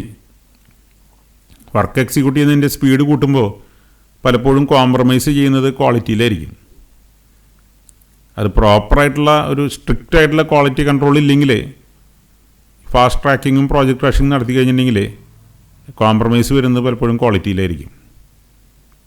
Next chances for compromising with safety and hazards. നേരത്തെ ക്വാളിറ്റിയിൽ കോംപ്രമൈസ് ചെയ്യുക എന്ന് പറഞ്ഞതുപോലെ തന്നെ ചില ഷോർട്ട് കട്ട് മെത്തേഡ്സ് അഡോപ്റ്റ് ചെയ്യുമ്പോൾ സേഫ്റ്റി ഒരു പ്രോബ്ലം ആയിരിക്കും. സേഫ്റ്റീനെ ഇഗ്നോർ ചെയ്തുകൊണ്ടായിരിക്കും പലപ്പോഴും സ്പീഡ് കൂട്ടുന്നത്. അപ്പോൾ സേഫ്റ്റിയെ ഇഗ്നോർ ചെയ്യുമ്പോൾ ഓട്ടോമാറ്റിക്കായിട്ട് ഹസാർഡ്സ് ഉണ്ടാവും, അപകടങ്ങളുണ്ടാവും. അതും ഒരു കാരണമാണ്. അടുത്തത് incurring additional cost may not be cost effective. Extra പൈസ കൊടുത്തിട്ടാണ് നമ്മൾ പ്രോജക്റ്റ് ക്രാഷിംഗ് നടത്തുന്നത്. അങ്ങനെ എക്സസ് എക്സ്പെൻസ് വരുമ്പോൾ ആ ആക്ടിവിറ്റി എന്ന് പറയുന്നത് ഒരു കോസ്റ്റ് എഫക്റ്റീവ് ആവണമെന്നില്ല. ടോട്ടൽ പ്രോജക്റ്റ് കോസ്റ്റ് എന്തായാലും അധികരിക്കും. ആ അധികരിച്ചതിന് ആനുപാതികമായിട്ടുള്ളൊരു പ്രോഫിറ്റ് നേരത്തെ തീർത്തതിന് അല്ലെങ്കിൽ ഈ പ്രോജക്റ്റ് ക്രാഷിംഗ് നടത്തിയതിന് ഒരു ജസ്റ്റിഫിക്കേഷൻ ഉണ്ടെങ്കിൽ മാത്രമേ നമ്മൾ പ്രോജക്റ്റ് ക്രാഷിംഗ് നടത്തിയിട്ട് കാര്യമുള്ളൂ. അഡീഷണൽ കോസ്റ്റ് കൊടുത്തിട്ട് ഒരു പ്രോജക്റ്റിനെ കംപ്ലീറ്റ് ചെയ്യുമ്പോൾ എന്താണ് അതുകൊണ്ടുള്ള അഡ്വാൻറ്റേജ് എന്ന് നമ്മൾ കണക്കാക്കണം. 6 മാസം പൂർത്തീകരിക്കേണ്ട ഒരു വീട് അല്പം വൈകിപ്പോയി, അതുകൊണ്ട് 7 മാസത്തേക്ക് നീളുകയാണ്. അപ്പോൾ അത് 6 മാസം കൊണ്ട് തന്നെ തീർക്കാൻ വേണ്ടിയിട്ട് നമ്മൾ ഓവർ ടൈം എല്ലാം കൊടുത്തുകൊണ്ട് ഒരു പ്രോജക്റ്റ് ക്രാഷിംഗ് നടത്തിക്കൊണ്ട് 6 മാസത്തിനകത്തേക്ക് തീർക്കാൻ ശ്രമിക്കുമ്പോൾ സ്വാഭാവികമായിട്ടും അതിൻ്റെ കൺസ്ട്രക്ഷൻ കോസ്റ്റ് കൂടും. അങ്ങനെ 1 മാസം നമ്മൾ വൈകിപ്പോയത് അഡ്ജസ്റ്റ് ചെയ്യാൻ വേണ്ടിയിട്ട് ചിലവാക്കിയ പൈസ എന്ന് പറയുന്നത്, അതിൻ്റെ വരുന്ന അഡീഷണൽ കോസ്റ്റ് എന്ന് പറയുന്നത് ആ 1 മാസം ലാഭിച്ചതിനുള്ള ജസ്റ്റിഫിക്കേഷൻ ഉണ്ടോ എന്നുള്ളതാണ് നമ്മൾ കൺസിഡർ ചെയ്യേണ്ടത്. അടുത്തത് project implementation becomes complex. Parallel processing വരുമ്പോൾ പല ജോലികളും പാരലായിട്ട് നടന്നുകൊണ്ടിരിക്കുകയാണ്. ഇപ്പോൾ സൈറ്റിൽ ഒരേ സമയം നടക്കുന്ന ആക്ടിവിറ്റികളുടെ എണ്ണം വളരെ കൂടും. ഇപ്പോൾ മേസൺറി വർക്ക് നടക്കുമ്പോൾ തന്നെ പാരലായിട്ട് കാർപ്പൻട്രി വർക്ക് നടക്കുകയാണ്. അങ്ങനെ ഒരുപാട് ആക്ടിവിറ്റികൾ പാരലായിട്ട് ചെയ്യുകയാണ്. അപ്പോൾ എഫക്റ്റീവായിട്ടുള്ളൊരു സൂപ്പർവിഷൻ സാധിക്കില്ല. അപ്പോൾ ഇംപ്ലിമെൻറ്റേഷൻ വളരെ കോംപ്ലക്സ് ആയി തീരും. ആക്ടിവിറ്റി ഒരേ സമയത്ത് നടക്കുന്ന ആക്ടിവിറ്റീസിൻ്റെ എണ്ണം കൂടുമ്പോൾ സ്വാഭാവികമായിട്ടും പ്രോജക്റ്റ് വളരെ കോംപ്ലക്സ് ആയി തീരും. അടുത്തത് contingency requirements are very high. Contingency എന്ന് പറഞ്ഞാൽ എമർജൻസി പർപ്പസിന് വേണ്ട എക്സ്പെൻസിനാണ് കണ്ടിജൻസി എന്ന് വിളിക്കുന്നത്. അല്ലെങ്കിൽ അൺഫോർസീനായി വരുന്ന ആക്ടിവിറ്റീസിന് വേണ്ടി നമ്മൾ മാറ്റിവെക്കുന്ന എമൗണ്ടിനെയാണ് കണ്ടിജൻസി എന്ന് പറയുന്നത്. അൺഫോർസീൻ ആക്ടിവിറ്റികൾക്ക് മാറ്റിവെക്കേണ്ടി വരുന്ന കോസ്റ്റ് അല്ലെങ്കിൽ അതിനു വേണ്ടി മാറ്റിവെക്കേണ്ടി വരുന്ന പൈസ എന്ന് പറയുന്നത് കൂടുതലായിരിക്കും. ലാസ്റ്റായിട്ടുള്ളൊരു ലിമിറ്റേഷൻ എന്ന് പറയുന്നത് reduction in human resource out turn due to lack of working space and inexperienced workers. നമ്മളിപ്പോൾ ഒരു സ്കാഫോൾഡിങ്ങിൻ്റെ മുകളിൽ 2 പേര് വന്ന് നിന്ന് വർക്ക് ചെയ്യുന്നൊരു സ്പേസിൽ നമ്മൾ 3 ആളിനെ എംപ്ലോയ് ചെയ്യാണ്. അപ്പോൾ ഓട്ടോമാറ്റിക്കായിട്ട് അവരുടെ വർക്കിംഗ് സ്പേസ് കുറഞ്ഞു. അപ്പോൾ കൂടുതൽ ആളുകൾ ജോലി ചെയ്യാൻ വേണ്ടി വരുമ്പോൾ അതിനനുസരിച്ചുള്ള സൗകര്യം, സ്പേസ് ഒക്കെ ഉണ്ടായിക്കൊള്ളുന്നില്ല.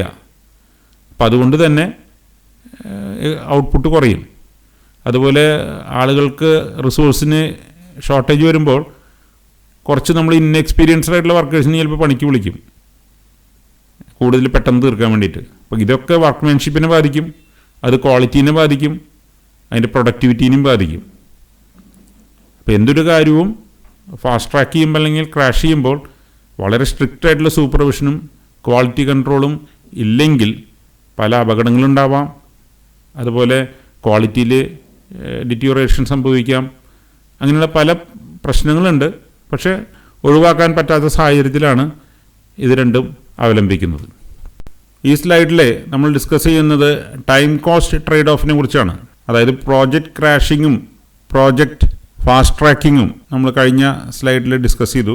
ഈ പ്രോജക്റ്റ് ക്രാഷിങ്ങും പ്രോജക്റ്റ് ഫാസ്റ്റ് ട്രാക്കിങ്ങും മണിയായിട്ട് ലിങ്ക് ചെയ്തുകൊണ്ട് അല്ലെങ്കിൽ കോസ്റ്റുമായിട്ട് ലിങ്ക് ചെയ്തുകൊണ്ട് ഉള്ള ഒരു ഓപ്പറേഷനെയാണ് ടൈം കോസ്റ്റ് ട്രേഡ് ഓഫ് എന്ന് വിളിക്കുന്നത്.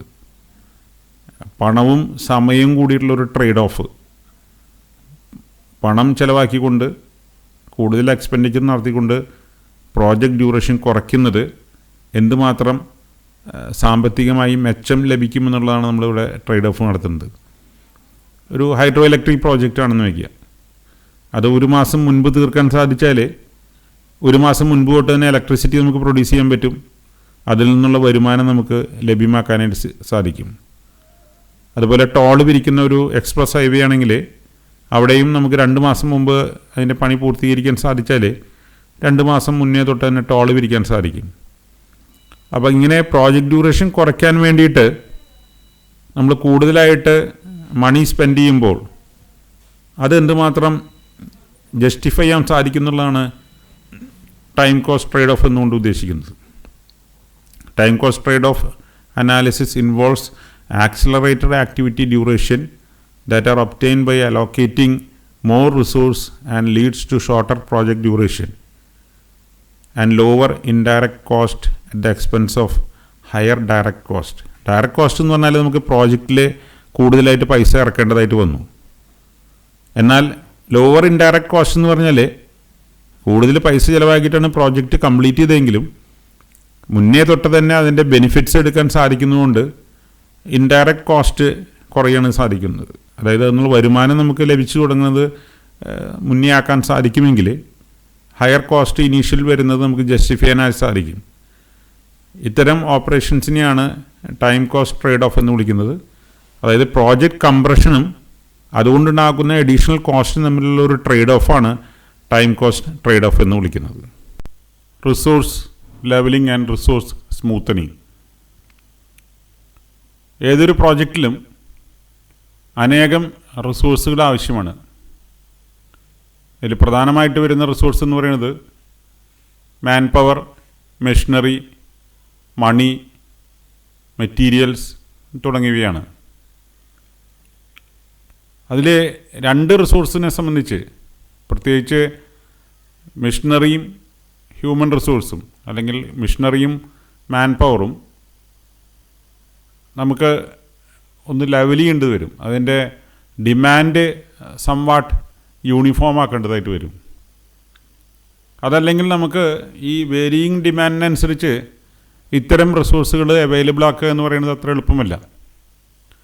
ഒരു ഉദാഹരണം പറയുകയാണെങ്കിൽ ഒരു എർത്ത് വർക്ക് പ്രോജക്റ്റിൽ ഒരു ദിവസം 10 JCB വേണം.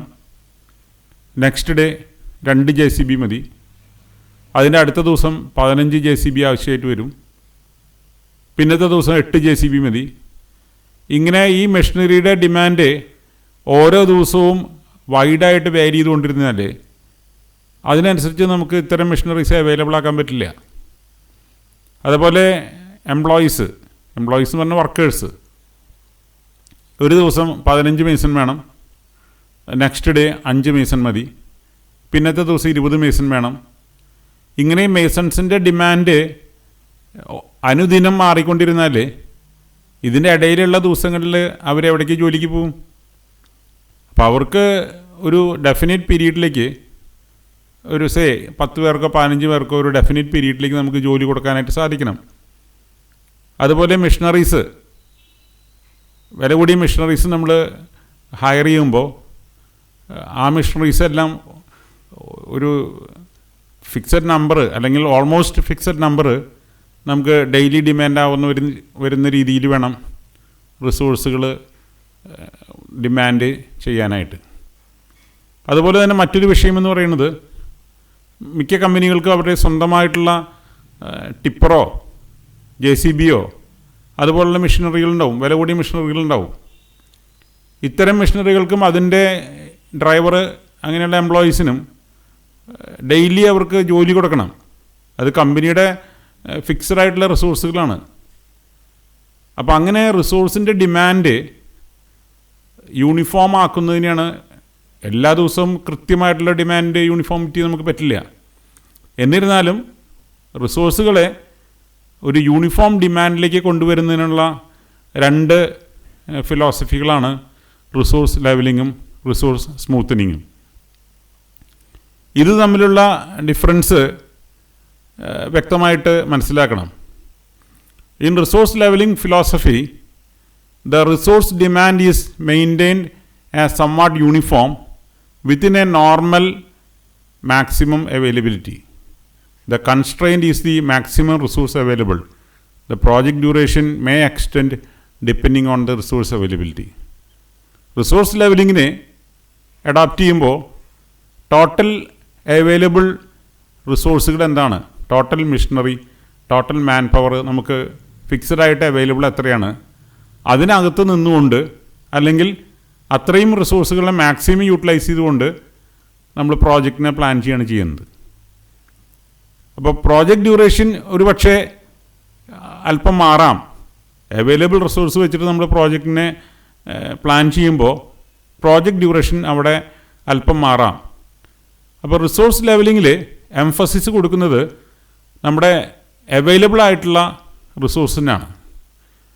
അതിനകത്ത് ആ പരിമിതിക്കകത്ത് നിന്നുകൊണ്ട് അല്ലെങ്കിൽ നമ്മുടെ അവൈലബിൾ ആയിട്ടുള്ള റിസോഴ്സുകൾ മാക്സിമം യൂട്ടിലൈസ് ചെയ്തുകൊണ്ട് ഒരു പ്രോജക്റ്റിൻ്റെ ഡ്യൂറേഷൻ ഫിക്സ് ചെയ്യുകയാണ് ചെയ്യുന്നത്. അത് അടുത്ത സ്ലൈഡുകളിൽ അതിൻ്റെ ചിത്രം കാണുമ്പോൾ മനസ്സിലാവും എന്താണ് റിസോഴ്സ് ലെവലിങ്ങും റിസോഴ്സ് സ്മൂത്തനിങ്ങും തമ്മിലുള്ള വ്യത്യാസം എന്നുള്ളത്. റിസോഴ്സ് സ്മൂത്തനിങ് എന്ന് പറയുമ്പോൾ അവിടെ ഏറ്റവും പ്രയോറിറ്റി എന്ന് പറയുന്നത്, അവിടുത്തെ കൺസ്ട്രെയിൻ്റ് എന്ന് പറയുന്നത് ടൈമിനാണ്, പ്രോജക്റ്റ് ഡ്യൂറേഷനാണ്. പ്രോജക്റ്റ് ഡ്യൂറേഷൻ ഒട്ടും തന്നെ വൈകാതെ എങ്ങനെ റിസോഴ്സുകളുടെ ഡിമാൻഡ് സംവാട്ട് യൂണിഫോം ആക്കാം, അതാണ് റിസോഴ്സ് സ്മൂത്തനിങ്ങിൽ ചെയ്യുന്നത്. വ്യക്തമായിട്ട് മനസ്സിലാക്കുക, റിസോഴ്സ് ലെവലിങ്ങിൽ കൺസ്ട്രെയിൻ്റ് ആയിട്ടുള്ളത് റിസോഴ്സുകളാണ്. മാക്സിമം അവൈലബിൾ റിസോഴ്സാണ് അവിടെ കൺസ്ട്രെയിൻറ്റ്. റിസോഴ്സ് സ്മൂത്തനിങ്ങിൽ കൺസ്ട്രെയിൻ്റ് ആയിട്ടുള്ളത് പ്രോജക്റ്റ് ഡ്യൂറേഷനാണ്. ഈ രണ്ട് കൺസ്ട്രെയിൻസിൻ്റെ ഉള്ളിൽ നിന്നുകൊണ്ട് എങ്ങനെ റിസോഴ്സുകളെ പരമാവധി ഒരു യൂണിഫോം ഡിമാൻഡിലേക്ക് വരുത്താം എന്നുള്ളതാണ് റിസോഴ്സ് ലെവലിങ്ങും റിസോഴ്സ് സ്മൂത്തനിങ്ങും കൊണ്ട് ഉദ്ദേശിക്കുന്നത്. ഇതൊരു പ്രോജക്റ്റ് പ്ലാൻ ചെയ്യുമ്പോൾ വളരെ ഇമ്പോർട്ടൻ്റ് ആണ്. വളരെയധികം വേരി ചെയ്യുന്ന രീതിയിലുള്ള റിസോഴ്സ് ഡിമാൻഡ് വന്നു കഴിഞ്ഞിട്ടുണ്ടെങ്കിൽ, പ്രത്യേകിച്ച് മാൻ പവറും അതുപോലെ മെഷീനറി യൂട്ടിലൈസേഷനും വളരെയധികം വേരി ചെയ്ത് കഴിഞ്ഞിട്ടുണ്ടെങ്കിൽ അത് നമുക്ക് അതുപോലെ അത്രയും വേരിയബിളായിട്ട് നമുക്ക് അവൈലബിൾ ആക്കാനായിട്ട് ബുദ്ധിമുട്ടുണ്ട്. അതുകൊണ്ടാണ് റിസോഴ്സ് ലെവലിങ്ങും റിസോഴ്സ് സ്മൂത്തനിങ്ങും ചെയ്യേണ്ടതായിട്ട് വരുന്നത്. ഈ സ്ലൈഡിൽ റിസോഴ്സ് ലെവലിങ്ങിൻ്റെയും റിസോഴ്സ് സ്മൂത്തനിങ്ങിൻ്റെയും ഒരു ഗ്രാഫിക്കൽ റെപ്രസെൻറ്റേഷനാണ് നൽകിയിരിക്കുന്നത്. ആദ്യം മുകളിൽ കാണിച്ചിരിക്കുന്നത് റിസോഴ്സ് ലെവലിംഗ് ആണ്. റിസോഴ്സ് ലെവലിങ്ങിൽ നമ്മളുടെ അവൈലബിൾ റിസോഴ്സിനാണ് കൺസ്ട്രെയിൻ്റ് ആയിട്ട് നമ്മൾ കൺസിഡർ ചെയ്യുന്നത്. എത്രയാണ് നമ്മുടെ അവൈലബിൾ റിസോഴ്സ്, അതിനകത്ത് പരിധിക്കകത്ത് നിന്നുകൊണ്ടാണ് നമ്മൾ ചെയ്യുന്നത്. പ്രോജക്റ്റ് ഡ്യൂറേഷൻ ഒരു പക്ഷേ നീണ്ടുപോകാം. അപ്പോൾ മോഡിലത്തെ ഗ്രാഫിക്കൽ റെപ്രസെൻറ്റേഷൻ നോക്കുക.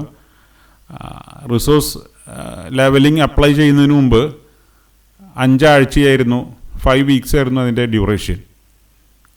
അപ്പോൾ അതിൻ്റെ ഡിമാൻഡ് കാണാൻ നമുക്ക് വൈഡ്ലി വേരിയിങ് ആണ്. എസ്പെഷ്യലി വീക്ക് 3ലും വീക്ക് 4ലും ആ റിസോഴ്സിൻ്റെ ഡിമാൻഡ് വളരെ കുറവാണ്.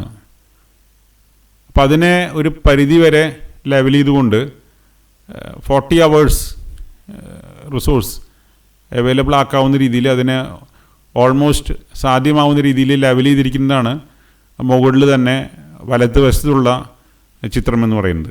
പക്ഷേ അവിടെ എന്താണ് സംഭവിച്ചതെങ്കിൽ പ്രോജക്റ്റ് ഡ്യൂറേഷൻ 5 വീക്സ് എന്നുണ്ടായിരുന്നത് 6 വീക്സ് ആയിട്ട് മാറി. മാക്സിമം റിസോഴ്സ് 40 hours നമ്മൾ ലിമിറ്റ് ചെയ്തു. വേരിയേഷൻ ഇപ്പോഴും ഉണ്ട്, പക്ഷേ വേരിയേഷൻ വളരെ സഡൻ വേരിയേഷൻസ് അല്ല.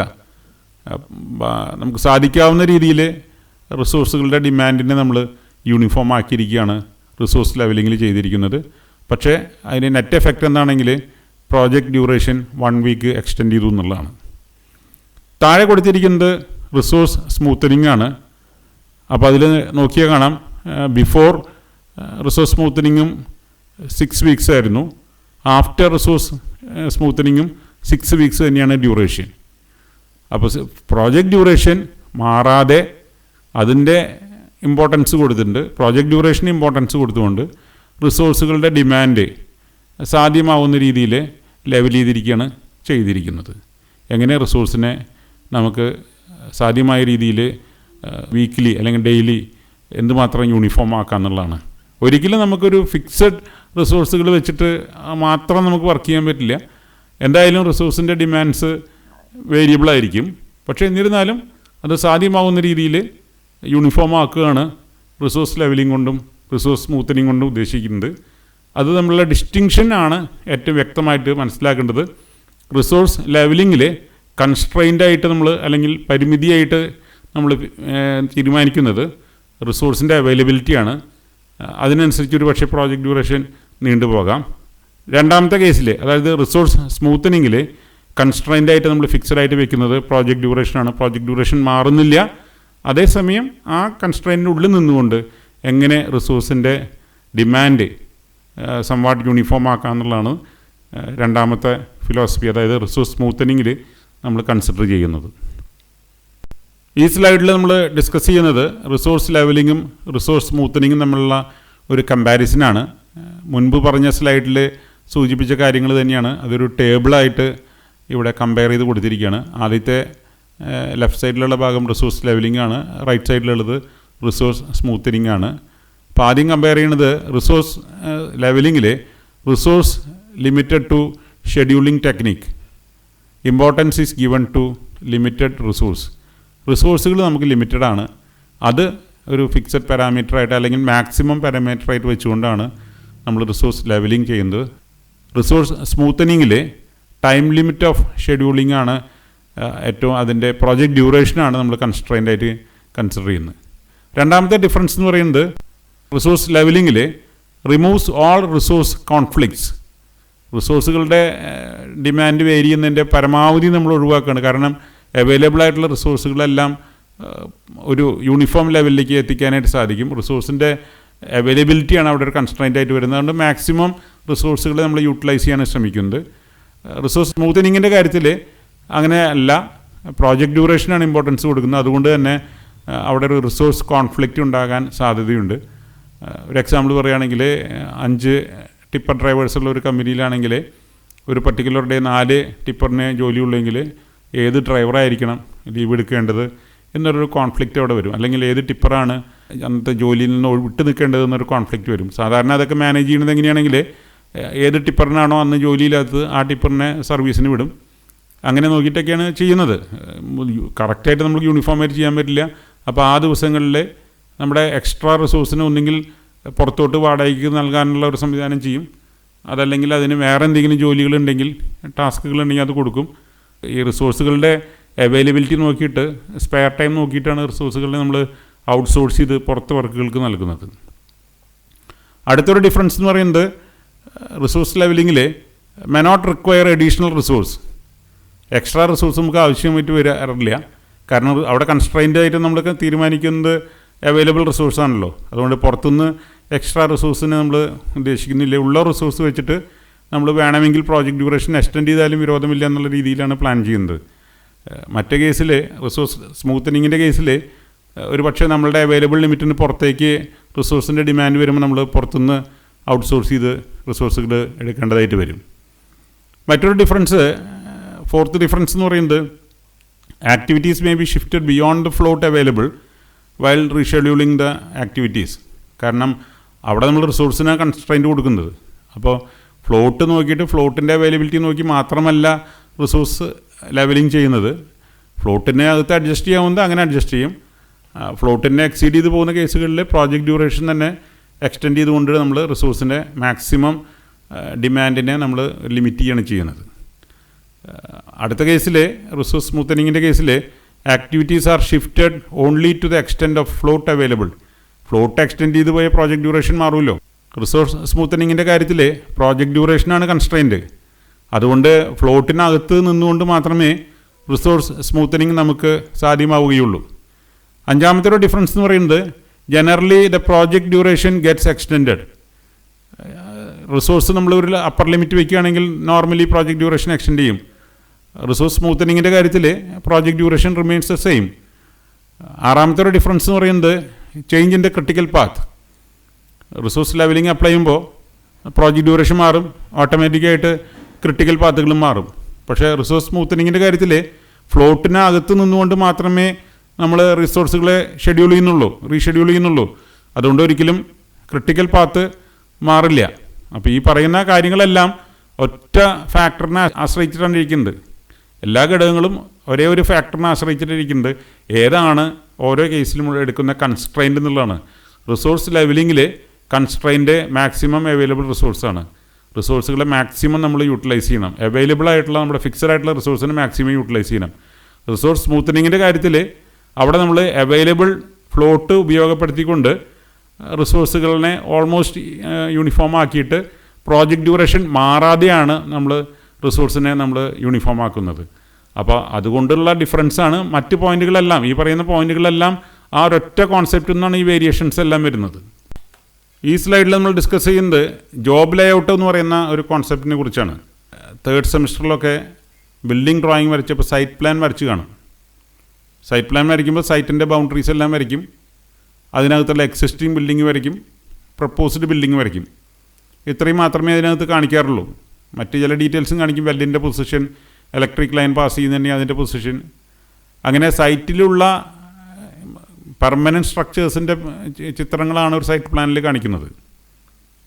ജോബ് ലേഔട്ട് എന്ന് പറയുമ്പോൾ സൈറ്റ് പ്ലാനുമായിട്ട് വളരെ സാമ്യമുള്ളൊരു കാര്യമാണ്.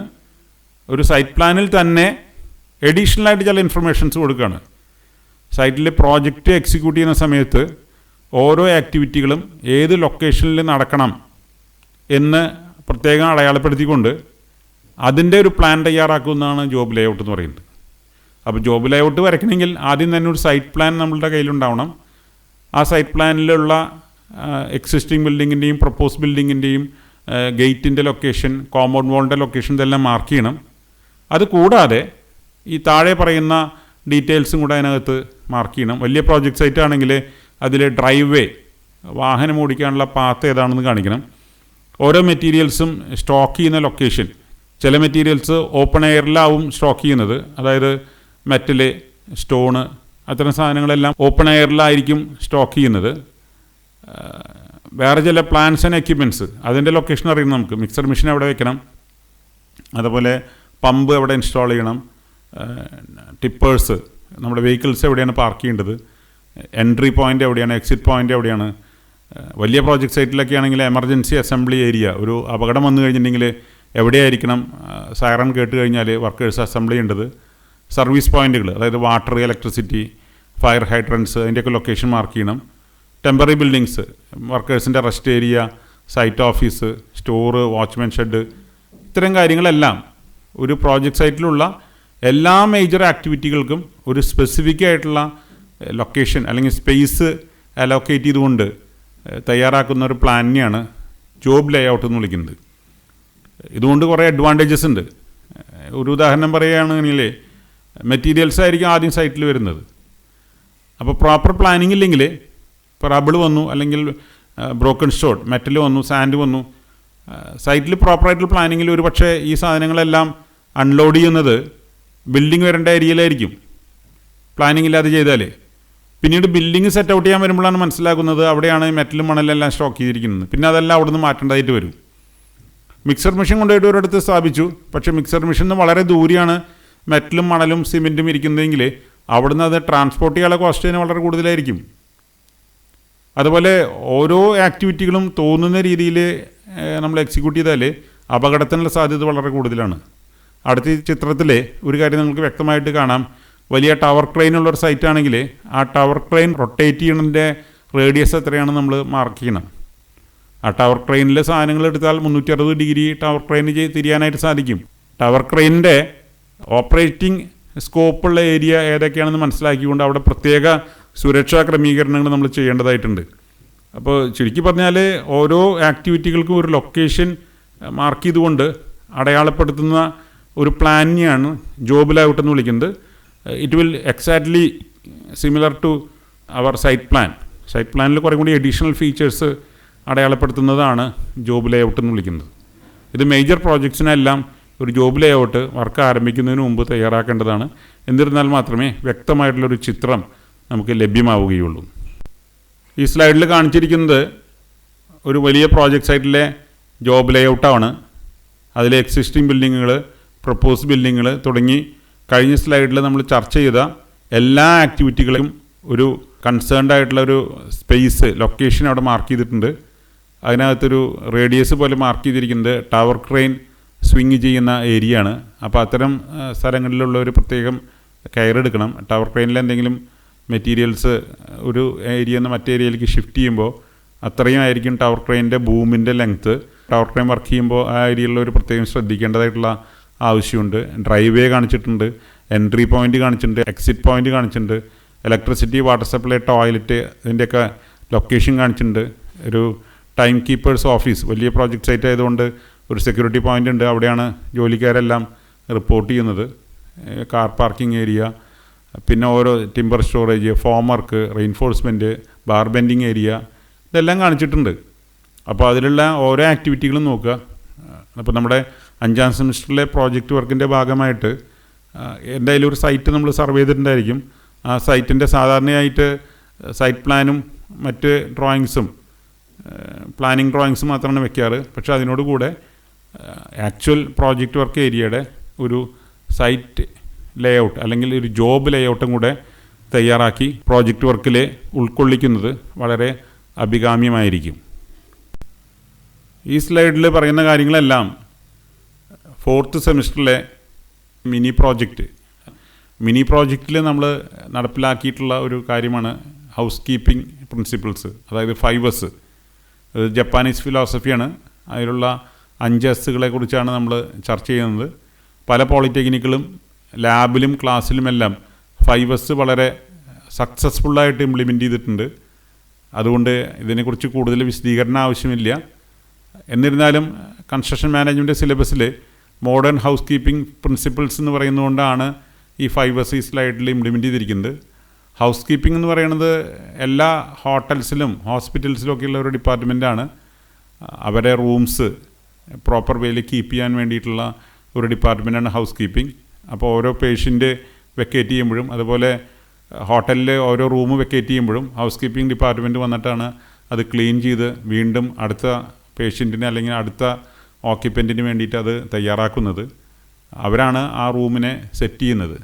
അതിനാണ് ഹൗസ് കീപ്പിംഗ് എന്ന് വിളിക്കുന്നത്. നമ്മളുടെ ഒരു ലാബിലെ ഹൗസ് കീപ്പിംഗ് എന്ന് പറഞ്ഞാൽ അവിടെയുള്ള സാധനങ്ങൾ യഥാസ്ഥാനത്ത് വെക്കുന്നതിനെയാണ് ഹൗസ് കീപ്പിംഗ് എന്ന് വിളിക്കുന്നത്. അപ്പോൾ ഒറ്റ വേർഡിൽ അതിന് ഹൗസ് കീപ്പിംഗ് എന്താണെന്ന് ചോദിച്ചിട്ടുണ്ടെങ്കിൽ everything should have A space and everything should be in it space. അത് നമ്മുടെ വീടിലായാലൊക്കെ ബാധകമാണ്. എല്ലാ നമ്മളുടെ എക്യുപ്മെൻറ്റ്സിനും അല്ലെങ്കിൽ ഫർണിച്ചറിനും ഒരു സ്ഥാനം ഉണ്ടായിരിക്കണം. ഇപ്പോൾ ലാബിലൊക്കെ ആണെങ്കിൽ മെഷീനറീസും ടൂൾസും ആയിരിക്കും. വീട്ടിലൊക്കെ ആണെങ്കിൽ ഫർണിച്ചറും അതുപോലെ വീട്ടിലെ കിച്ചൺ യൂട്ടൻസിൽസൊക്കെ ആയിരിക്കും. പക്ഷേ എല്ലാറ്റിനും ഒരു സ്ഥാനം ഉണ്ടായിരിക്കണം. എല്ലാം അതിൻ്റെ സ്ഥാനത്ത് തന്നെയായിരിക്കണം ഇരിക്കേണ്ടത്. നമ്മൾ പലപ്പോഴും സമയം കൂടുതൽ സ്പെൻഡ് ചെയ്യുന്നത് സെർച്ച് ചെയ്യാനാണ്. വീടുകളിലായാലും നമ്മുടെ വർക്ക്ഷോപ്പുകളിലായാലും നമ്മുടെ ലാബുകളിലായാലും ഓഫീസിലായാലും ഒക്കെ സെർച്ച് ചെയ്യാനാണ് ഏറ്റവും കൂടുതൽ സമയം എടുക്കുന്നത്. ഒരു ഓഫീസിലാണെങ്കിൽ ഒരു ഫയൽ ചോദിച്ചു കഴിഞ്ഞിട്ടുണ്ടെങ്കിൽ ചിലപ്പോൾ ദിവസങ്ങൾ സെർച്ച് ചെയ്താലേ ഈ ഫയൽ എവിടെ ഇരിക്കണമെന്ന് കണ്ടെത്തുള്ളൂ. എന്നാൽ യഥാർത്ഥത്തിൽ ആ ഫയലിനെ വെക്കേണ്ട ഒരു സ്ഥാനമുണ്ടെങ്കിൽ വിത്തിൻ മിനിറ്റ്സ് ആ ഫയൽ നമുക്ക് സെർച്ച് ചെയ്തെടുക്കാൻ സാധിക്കും. അപ്പോൾ ടൂൾസ്, വീട്ടിലെ ഉപകരണങ്ങൾ, ഫർണിച്ചേഴ്സ്, ഓഫീസിലെ ഫയല്, ഇത്തരം കാര്യങ്ങളെല്ലാം പ്രോപ്പറായിട്ട് ഹൗസ് കീപ്പിംഗ് പ്രിൻസിപ്പിൾസ് അഡോപ്റ്റ് ചെയ്യുകയാണെങ്കിൽ വളരെ എളുപ്പത്തിൽ അതിനെ സെർച്ച് ചെയ്യാനായിട്ട് സാധിക്കും. വളരെ സേഫായിരിക്കുകയും ചെയ്യും. അതാണ് അതിൻ്റെ ഏറ്റവും വലിയ പ്രത്യേകത. വളരെ സേഫായിരിക്കും, വളരെ എഫിഷ്യൻ്റായിട്ട് നമുക്ക് റിസോഴ്സിനെ യൂട്ടിലൈസ് ചെയ്യാൻ സാധിക്കും. എന്നാൽ എന്താണ് ഈ ജപ്പാനീസ് ഭാഷയിൽ 5Sകളെ കൊണ്ട് സൂചിപ്പിക്കുന്നതെന്ന് അവിടെ കൊടുത്തിട്ടുണ്ട്. അതിൻ്റെ ജപ്പാനീസ് പ്രൊനൗൺസിയേഷൻ ഞാൻ പറയുന്നില്ല, അത് നമുക്കതിൽ കൊടുത്തിട്ടുണ്ട്. അതിൻ്റെ കറസ്പോണ്ടിങ് ആയിട്ടുള്ള ഇംഗ്ലീഷ് വേർഡ്സാണ് കൊടുത്തിരിക്കുന്നത്. ആദ്യത്തെ S എന്ന് പറയുന്നത് സോർട്ട് എന്ന് പറയുന്നത് നല്ലതും വേണ്ടാത്തതും യൂസ്ഫുള്ളായതും ഇപ്പോൾ യൂസിലില്ലാത്തതുമായിട്ടുള്ള സാധനങ്ങളെ സോർട്ട് ചെയ്യുന്നതാണ്. അപ്പോൾ ഏതൊരു വർക്കിംഗ് ഏരിയയിലും അപ്പോൾ ആവശ്യമുള്ള സാധനങ്ങൾ മാത്രമേ ആവശ്യമുള്ളൂ. നമ്മുടെ അടുക്കളയിലായാലും വീട്ടിലായാലും ലാബിലായാലും പലപ്പോഴും അടുത്തൊന്നും ഉപയോഗിക്കാത്തതും അല്ലെങ്കിൽ അടുത്തൊന്നും ഉപയോഗമില്ലാത്തതുമായിട്ടുള്ള ഒരുപാട് പാഴ്വസ്തുക്കൾ അവിടെ ഉണ്ടായിരിക്കും. അതെല്ലാം റിമൂവ് ചെയ്യേണ്ടതാണ്. പക്ഷേ നമുക്കൊരു മാനസികമായിട്ടുള്ള കോൺസെപ്റ്റ് ഉണ്ട്, പഴയത് കളയാതെ വീണ്ടും വീണ്ടും അത് സൂക്ഷിച്ചുകൊണ്ടിരിക്കുക എന്നുള്ളത്. അപ്പോൾ അതുകൊണ്ട് എന്താ സംഭവിക്കുന്നതെങ്കിൽ പുതിയ പുതിയ മെഷീനറീസ് എക്യുപ്മെൻറ്റ്സ് എല്ലാം വരുമ്പോൾ അത് പ്രോപ്പറായിട്ട് കീപ്പ് ചെയ്യാനുള്ള സ്പേസ് ഇല്ല എന്ന് വരികയാണ്. അപ്പോൾ ആവശ്യമില്ലാത്ത ഫർണിച്ചറായാലും എക്യുപ്മെൻ്റ് ആയാലും മെഷീനറി ആയാലും അതെല്ലാം അവിടുന്ന് റിമൂവ് ചെയ്യണം. അപ്പോൾ ആദ്യം അങ്ങനെ തരംതിരിക്കുന്നതിനെയാണ് സോർട്ടിംഗ് എന്ന് വിളിക്കുന്നത്. അപ്പോൾ ജപ്പാനീസ് ഫിലോസഫി അനുസരിച്ച് ഈ സോർട്ടിങ്ങിനൊരു ടീം വരും. അവർ കൺസേൺ ഓക്യുപ്പൻസിയുള്ള ആളോട് ചോദിക്കും ഇതിവിടെ ആവശ്യമുണ്ടോ ഇല്ലേ എന്നുള്ളത്. ആവശ്യമില്ലാത്തതെല്ലാം അവർ റെഡ് ടാഗ് ഇട്ടിട്ട് പോവും. ആ റെഡ് ടാഗ് ഇട്ടിട്ട് പോയിട്ടുള്ള മെഷീനറി എക്യുപ്മെൻറ്റോ ഫർണിച്ചർ എന്താണെങ്കിൽ അത് അവിടെ നിന്ന് റിമൂവ് ചെയ്യേണ്ടതാണ്.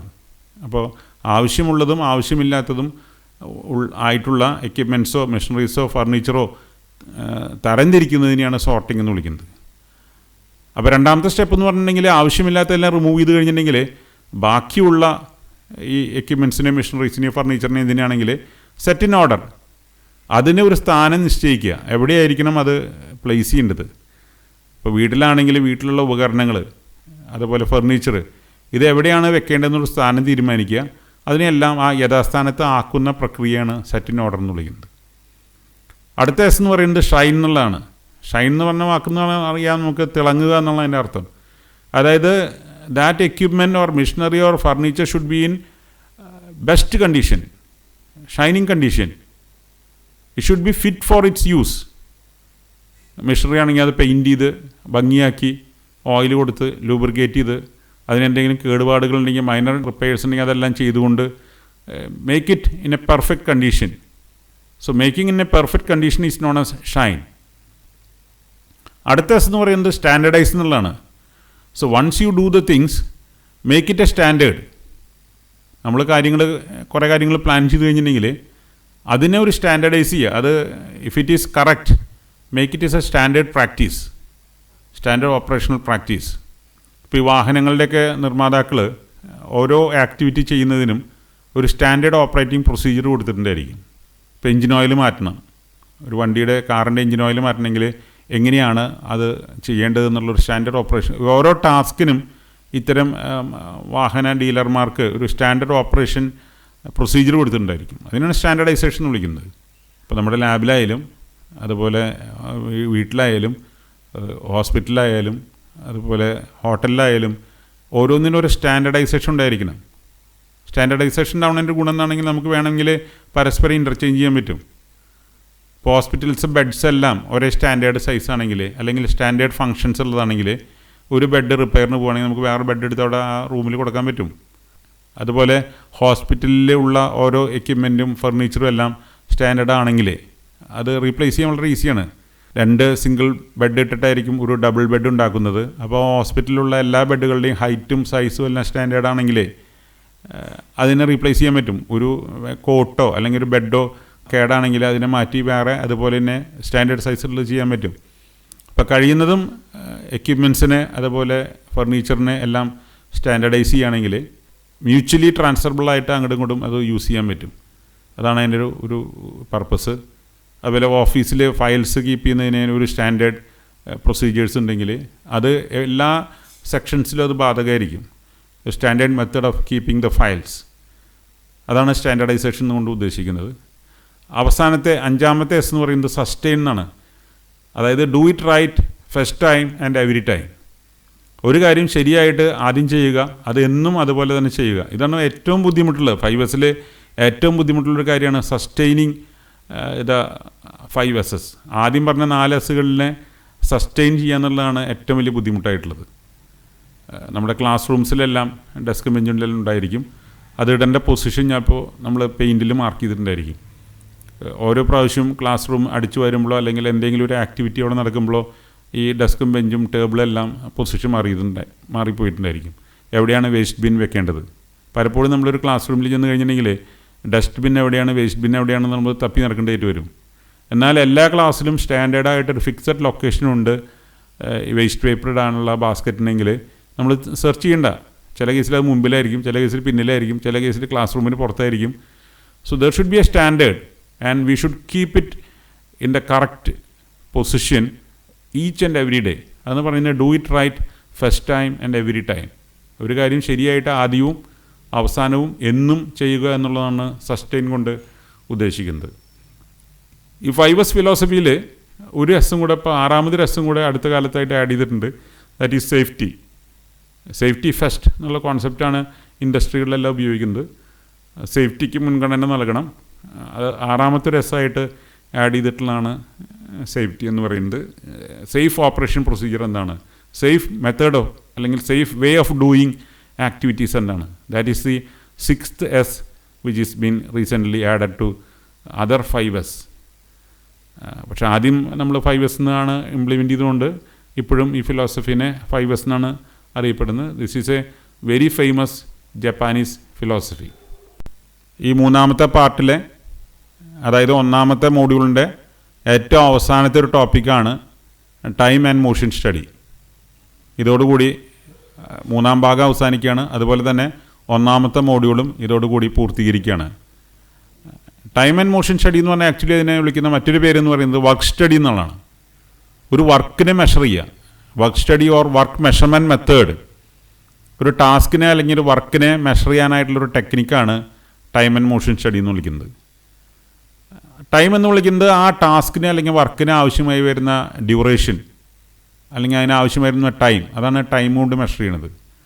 മോഷൻ എന്നുകൊണ്ട് ഉദ്ദേശിക്കുന്നത് എഫേർട്ടാണ്. മോഷനാണ് എപ്പോഴും ഒരു എഫേർട്ടായിട്ട് നമ്മൾ മെഷർ ചെയ്യണത്. അപ്പോൾ ഒരു ജോലിക്ക് ഒരു ടാസ്കിന് ആവശ്യമായിട്ട് വരുന്ന സമയം എത്രയാണ്, അതിനു വേണ്ടി വരുന്ന എഫേർട്ട് എത്രയാണെന്ന് മെഷർ ചെയ്യുന്നതിനെയാണ് ടൈം ആൻഡ് മോഷൻ സ്റ്റഡി എന്ന് വിളിക്കുന്നത്. ഇതിനെ മറ്റൊരു പേരിൽ അറിയപ്പെടുന്നത് വർക്ക് സ്റ്റഡി എന്നുള്ളതാണ്. Time and motion study is a work measurement technique for recording the times of performing specific job or its elements carried out under specific conditions. ഒരു given കണ്ടീഷനകത്ത് ഒരു ടാസ്ക് ചെയ്യുന്നതിന് ആവശ്യമായിട്ട് വരുന്ന എഫേർട്ട് എത്രയാണ്, ടൈം എത്രയാണെന്നുള്ള മെഷർ ചെയ്യുന്ന ഒരു സ്റ്റഡിയാണ്.